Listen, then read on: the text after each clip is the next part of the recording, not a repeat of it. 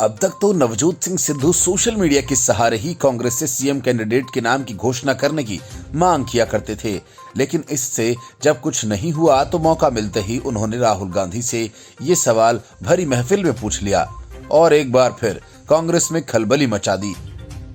असल में चुनावों के ऐलान के बाद से राहुल गांधी पहली बार पंजाब दौरे पर आए थे। स्वर्ण मंदिर में सभी उम्मीदवारों के साथ मत्था टेका और उसके बाद आयोजित एक वर्चुअल रैली को संबोधित किया। राहुल गांधी की इसी वर्चुअल रैली में नवजोत सिंह सिद्धू ने सीएम कैंडिडेट के नाम की घोषणा किए जाने का ऐसा खेल किया कि पूरी रैली की दिशा ही बदल गई। नवजोत सिंह सिद्धू ने राहुल गांधी से राज्य में मुख्यमंत्री पद का उम्मीदवार घोषित किए जाने की मांग कर डाली। नवजोत सिद्धू ने कहा कि आज पंजाब के लोग पूछ रहे हैं कि इस एजेंडे को लागू कौन करेगा, बंदा कौन होगा, चेहरा कौन दोगे।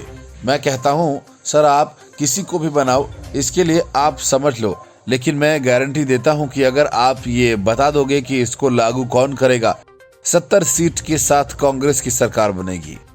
वचन है राहुल जी को कि आपका फैसला पूरी कांग्रेस पार्टी मानेगी।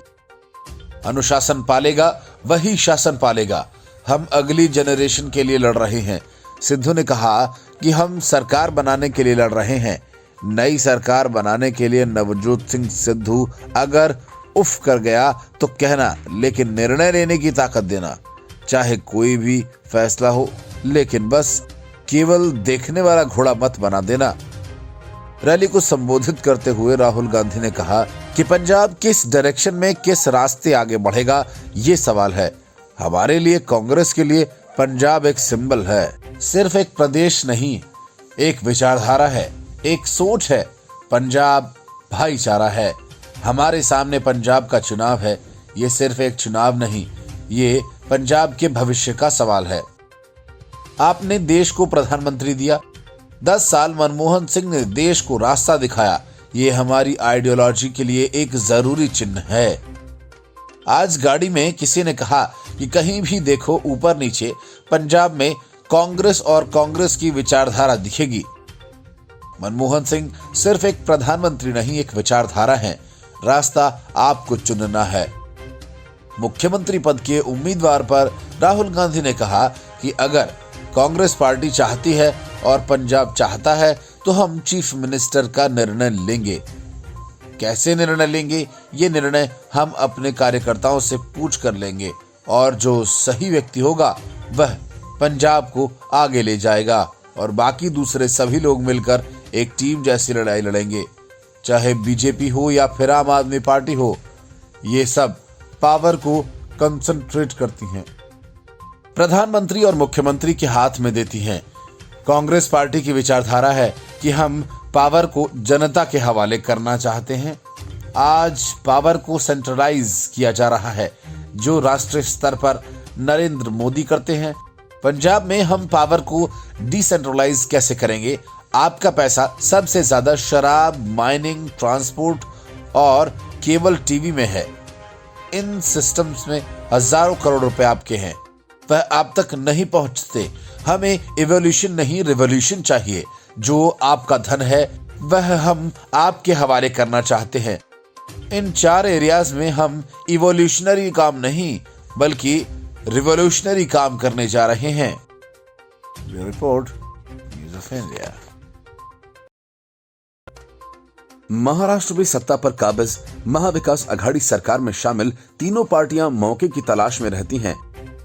मौका मिला नहीं कि एक दूसरे के घर में ही सेंध लगा देती हैं। इस काम में शरद पवार की पार्टी सबसे आगे है। सरकार में सहयोगी कांग्रेस में पहले भी एनसीपी तोड़फोड़ मचा चुकी है, लेकिन इस बार तो उसने ऐसी सेंधमारी की कि पूरा मालेगांव कांग्रेस मुक्त हो गया। नासिक जिले के मालेगांव में कांग्रेस के सभी 28 नर सेवकों ने शरद पवार की एनसीपी का दामन थाम लिया। इसमें मालेगांव की मेयर ताहिरा शेख भी शामिल हैं। इन सभी पार्षदों को महाराष्ट्र के उप मुख्यमंत्री अजित पवार ने अपनी मौजूदगी में पार्टी में शामिल करवाया। महाराष्ट्र में एक तरफ जहां नाना पटोले लगातार ये बयान देते रहते हैं कि अगर राज्य में कांग्रेस की खोई हुई साख को वापस लाएंगे, हालांकि किस तरह से मालेगांव के 27 पार्षदों ने कांग्रेस को राम राम बोला है, उससे तो लगता है मालेगांव में स्थानीय स्तर पर पार्षदों में कांग्रेस के प्रति नाराजगी है। कांग्रेस के पूर्व विधायक और पूर्व महापौर आसिफ शेख ने 28 नर सेवकों के साथ एनसीपी में प्रवेश किया। इस दौरान राज्य के उप मुख्यमंत्री अजीत पवार मौजूद रहे। उनके साथ में प्रदेश अध्यक्ष जयंत पाटिल और कैबिनेट मंत्री छगन भुजबल भी उपस्थित थे। इस दौरान अजीत पवार ने इन नर सेवकों का न सिर्फ स्वागत किया बल्कि उनका मार्गदर्शन भी किया। उन्होंने कहा कि आज से आप सभी राष्ट्रवादी के सैनिक हो चुके हैं और पूरी ईमानदारी के साथ पार्टी को बढ़ाने का काम में जुट जाइए। अजीत पवार ने इन पार्षदों को यह भी कहा कि आप ऐसा कोई काम न करें जिससे पार्टी की बदनामी हो। Report, news of India. Uttar Pradesh विधानसभा चुनावों में अपने पैरों पर ही कुल्हाड़ी मारने का काम अगर कोई नेता कर रहा है तो वो है अखिलेश यादव।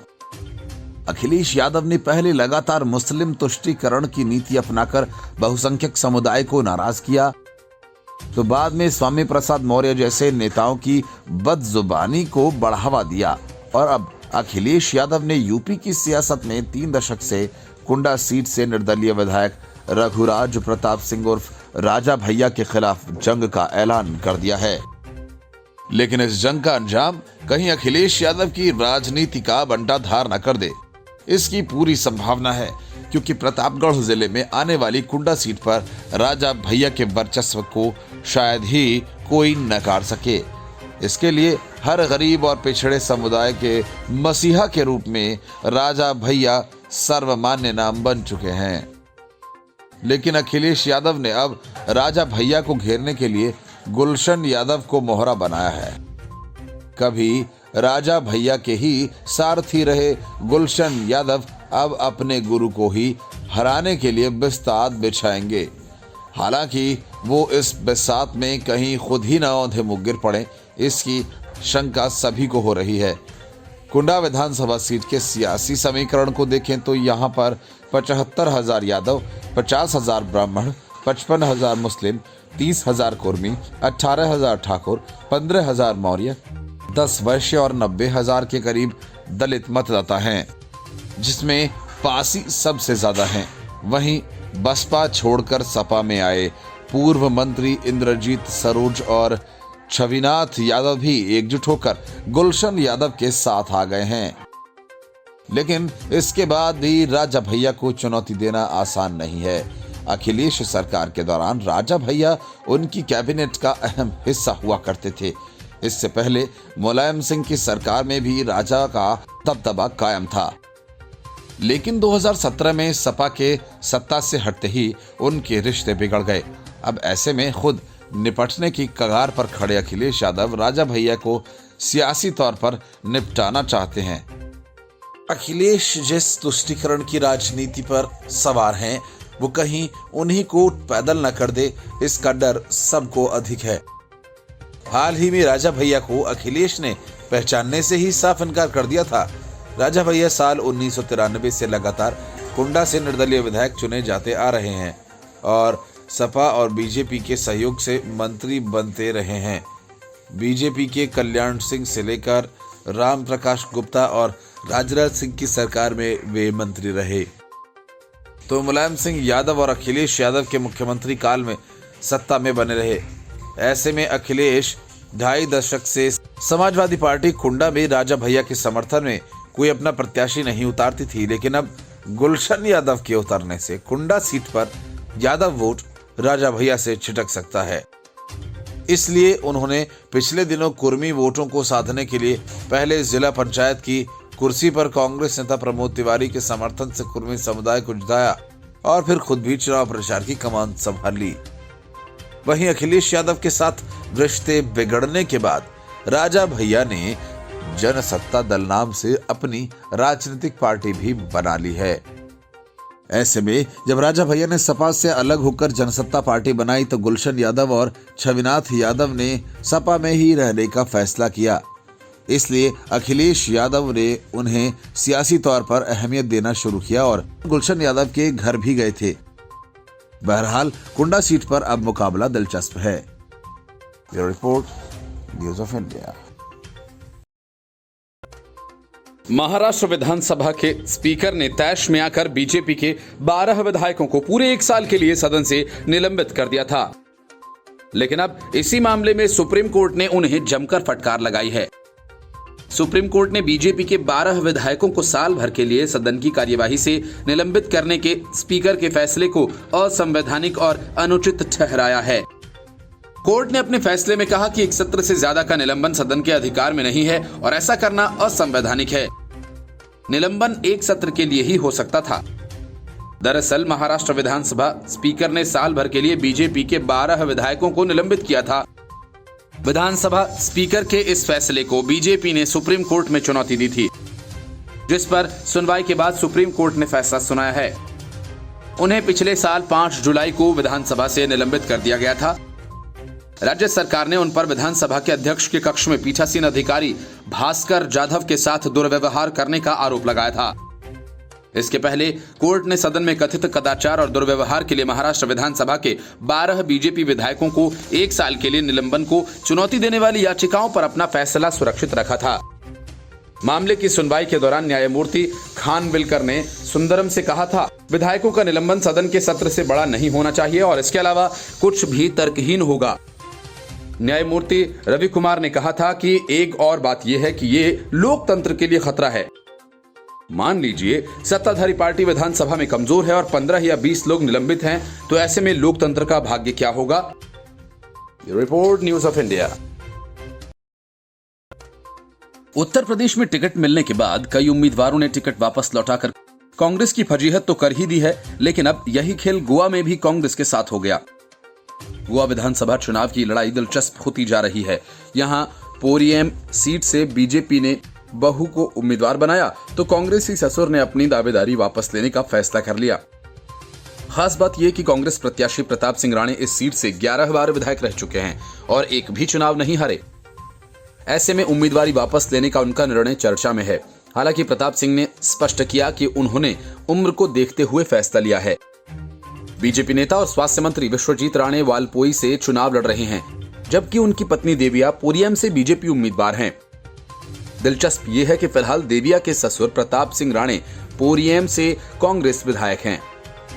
कांग्रेस ने इस निर्वाचन क्षेत्र से फिर उन्हें चुनावी मैदान में उतारा है। देविया राणे अपना पहला चुनाव लड़ रही हैं। बहू के चुनावी मैदान में उतरने के बाद राणे ने चुनाव न लड़ने का मन बनाया है। 87 साल के राणे ने कहा कि उम्र को देखते हुए ये फैसला लिया। परिवार का कोई दबाव नहीं है। राणे इस सीट से 11 बार विधायक बने हैं और कभी हारे नहीं हैं।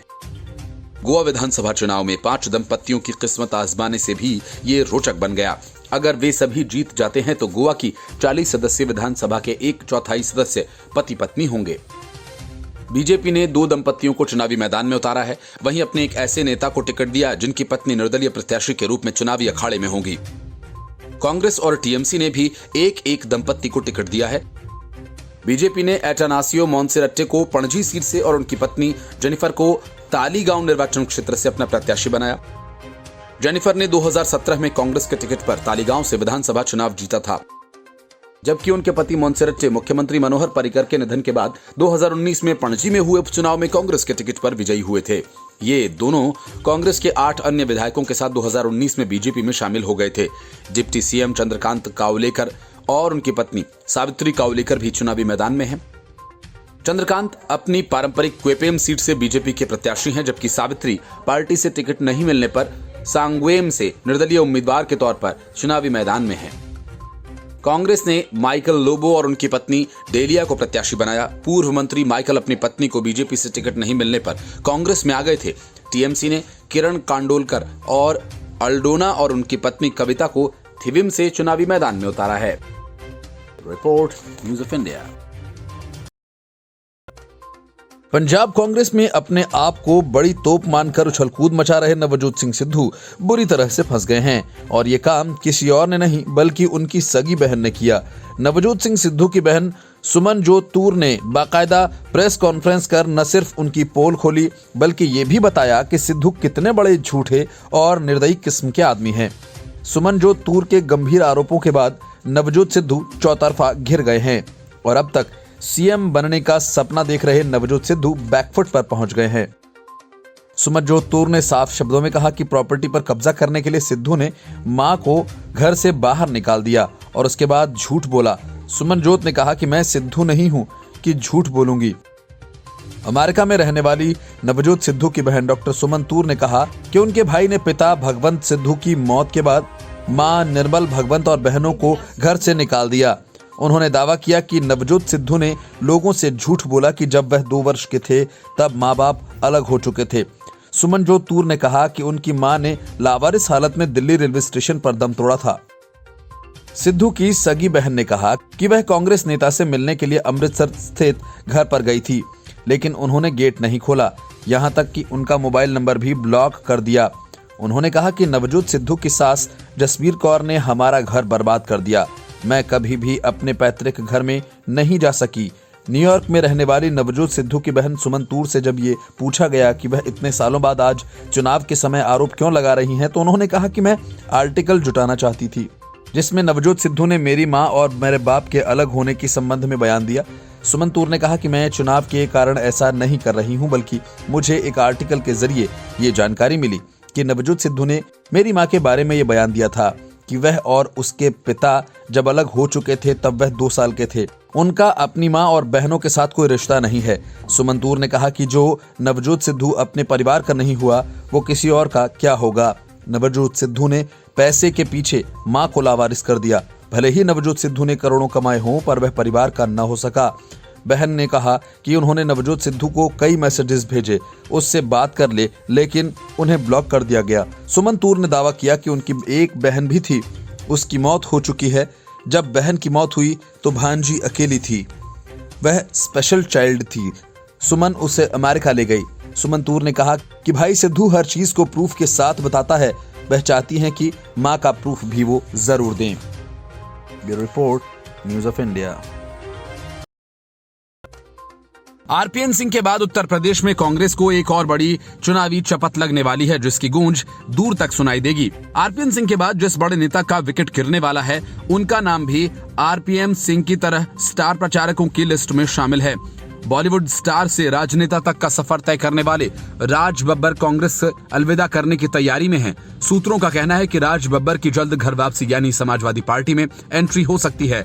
राज बब्बर की तरफ से हाल ही में किए गए ट्वीट पार्टी लाइन से हटे हुए नजर आ रहे हैं और उन्हें अधिक स्पष्टीकरण देने की जरूरत भी नहीं लगती। जब कांग्रेस नेता गुलाम नबी आजाद को दिए गए पद्म भूषण अवार्ड की वजह से जयराम रमेश जैसे दूसरी पार्टी के लीडर्स की तरफ से तंज कसे गए तो राज बब्बर ने उन्हें बधाई दी। राज बब्बर की तरफ से लिखा गया कि बधाई हो गुलाम नबी आजाद साहब, आप एक बड़े भाई जैसे हैं और आपका बेदाग सार्वजनिक जीवन और गांधीवादी विचारों के लिए आपकी प्रतिबद्धता एक प्रेरणा है। देश के लिए आपकी 5 दशकों की सेवा को पद्म भूषण पुरस्कार उचित पहचान देता है। जब कांग्रेस में गांधी परिवार की आलोचना करने वाले 23 नेताओं के G23 समूहों में से एक गुलाम नबी आजाद की प्रशंसा करने पर उनकी आलोचना हुई तो राज बब्बर ने जवाब देते हुए ट्वीट किया कि अवार्ड की अहमियत तो तब है जब विरोधी पक्ष किसी नेता की उपलब्धियों को सम्मान दे। अपनी सरकार में तो कोई भी ख्वाहिश पूरी कर सकते हैं लोग। उन्होंने कहा कि पद्म भूषण पुरस्कार पर बहस की जरूरत नहीं है। जानकारों का कहना है कि राज बब्बर अपनी पिछली पार्टी अखिलेश यादव की समाजवादी पार्टी में उत्तर प्रदेश चुनाव से पहले जा सकते हैं। राज बब्बर को कथित तौर से अखिलेश यादव के संपर्क में बताया जा रहा है। एक समय के मशहूर फिल्म स्टार राज बब्बर ने 1980 के दशक के आखिर में जनता दल के साथ राजनीति में कदम रखा था। वे बाद में समाजवादी पार्टी में शामिल हो गए थे। उन्होंने 1999 और 2004 में आगरा से लोकसभा चुनाव भी जीता था, लेकिन 2006 में उन्हें समाजवादी पार्टी से निष्कासित कर दिया गया। 2 साल बाद वो कांग्रेस में शामिल हो गए थे। साल 2009 में राज बब्बर ने फिरोजाबाद में उपचुनाव जीता था, लेकिन 2014 से 2019 के चुनाव में उन्हें हार का सामना करना पड़ा। अगले महीने होने वाले उत्तर प्रदेश चुनाव में राज बब्बर प्रचार में भी कम ही नजर आए, लेकिन जारी हुई स्टार प्रचारकों की लिस्ट में उनका नाम है। लेकिन इस लिस्ट में आरपीएन सिंह का नाम भी नहीं है। उत्तर प्रदेश में कांग्रेस का बड़ा चेहरा रहे इस नेता ने अगले ही दिन भाजपा का दामन थाम लिया था। कांग्रेस पिछले कुछ समय से अपने बड़े नेताओं को संतुष्ट करने में चुनौतियों का सामना कर रही है। राहुल गांधी के करीबी समूह टीम राहुल में 2020 से ही सेंध लगानी शुरू हो गई थी, जब ज्योतिरादित्य सिंधिया ने पार्टी छोड़ी और भाजपा में शामिल हो गए। इसके बाद मध्य प्रदेश में कांग्रेस का पतन हुआ और भाजपा की सरकार बनी। पिछले साल जितेंद्र प्रसाद ने कांग्रेस से भाजपा का रुख कर लिया। Report news of India. गलत जन्म प्रमाण पत्र के चक्कर में अपनी विधायकी गंवाने के बाद जेल की हवा खा चुके आजम खान के बेटे अब्दुल्ला आजम ने फिर ऐसी गलती कर दी जिससे उनकी उम्मीदवारी ही खतरे में पड़ गई। अब्दुल्ला आजम ने 2 जन्म तिथियों के साथ अपना नामांकन दाखिल किया। ऐसे में उनका नामांकन विवादों में फंस गया। आनन फानन में अब्दुल्ला की मां तंजीन फातिमा ने भी अपना नामांकन दाखिल कर दिया। लेकिन सवाल उठता है कि आखिर अब्दुल्ला आजम ने 2 जन्म तिथियों के साथ नामांकन क्यों दाखिल किया। ये ऐसी गलती है जो अनजाने में नहीं हो सकती। अब्दुल्ला आजम गलत जन्म प्रमाण पत्र के आरोप में वर्ष 2019 में अपनी विधायकी गंवा चुके हैं। उनके पिता आजम खान और मां तंजीन फातिमा पर फर्जी प्रमाण पत्र बनवाने का मामला दर्ज किया गया। दोनों फरवरी 2020 में जेल भी गए थे। माता तंजीन फातिमा को दिसंबर 2020 में रिहा कर दिया गया था। पिछले दिनों अब्दुल्ला आजम भी बेल पर रिहा होकर बाहर आए हैं। अब वे चुनावी मैदान में हैं। समाजवादी पार्टी ने उन्हें स्वार विधानसभा सीट से उम्मीदवार बनाया है। एक बार फिर उनका फर्जी जन्म प्रमाण पत्र का मामला गर्मा गया है। 2 जन्म प्रमाण पत्र के आधार पर नामांकन ने सवाल खड़ा कर दिया है कि आखिर इस प्रकार का कार्य उन्होंने क्यों किया। नामांकन फॉर्म में 2 जन्म तिथि डालने का मामला सामने आने के बाद अब्दुल्ला आजम की प्रतिक्रिया सामने आई। उनका कहना है कि विरोधी उनके पर्चे को कैंसिल करवाने को लेकर ही अपनी रणनीति कर रहे हैं। उनका चुनाव सिर्फ इस बात पर है कि मेरा पर्चा कैंसिल हो जाए तो वे चुनाव जीत जाएंगे। हालांकि उन्होंने 2 जन्म तिथि के मामले पर कोई ठोस बात नहीं की।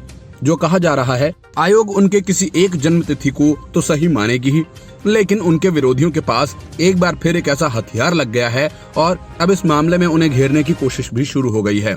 अब्दुल्ला ने अपनी सुरक्षा में लगाए गए पुलिस के जवानों पर ही सवाल खड़े कर दिए। उनका कहना है कि ये सुरक्षाकर्मी उनकी सुरक्षा के लिए नहीं बल्कि उनकी रेकी के लिए लगाए गए हैं। मास्क के कारण पुलिस से हुई झड़प के मामले पर उन्होंने कहा कि जिस पुलिसकर्मी ने उन्हें रोका था वो खुद मास्क नहीं लगाए हुए था। एमपी एमएलए कोर्ट से सांसद आजम खान की जमानत याचिका खारिज होने के मामले पर भी उन्होंने कहा कि जो मामला कोर्ट में है उसका जिक्र पब्लिक डोमेन में करने से कोई फायदा नहीं है। साथ ही उन्होंने नामांकन रद्द होने जैसे सवालों पर भी बेबाकी से जवाब दिया। नामांकन फॉर्म में 2 जन्म तिथि के सवाल पर अब्दुल्ला आजम ने कहा कि अब पूरा मामला रिटर्निंग अधिकारी के सामने है, उसका ये जिक्र करने से कोई फायदा नहीं मिलने वाला। हालांकि उन्होंने अपने विरोधियों से कहा कि आप मजबूती से चुनाव लड़ो, अगर मैं गलत हूं तो मुझे हराओ। आपके साथ अधिकारी हैं, आपके साथ पुलिस है, आपके साथ 2 सरकारें हैं, मैं तो अकेला हूं। मेरे साथ जो पुलिस वाले चल रहे हैं मुझे उन पर ही भरोसा नहीं। अब्दुल्ला ने अंदेशा जताया कि वे ही किसी चीज में न हमें फंसा दें। वे मेरी सुरक्षा नहीं मेरी रेकी कर रहे हैं। उनकी हर चीज पर नजर है, किसके साथ हूँ, कहाँ हूँ, किन से मिल रहा हूँ। 2 जन्म तिथि पर अब्दुल्ला ने कहा कि 29 जनवरी को नामांकन फॉर्म की स्क्रूटनी होगी जिसमें जो कुछ भी होगा सबके सामने आ जाएगा। उन्होंने कहा कि बहुत से लोगों का चुनाव केवल इस बात पर है कि हमारा पर्चा कैंसिल हो जाए और वे चुनाव जीत जाएं।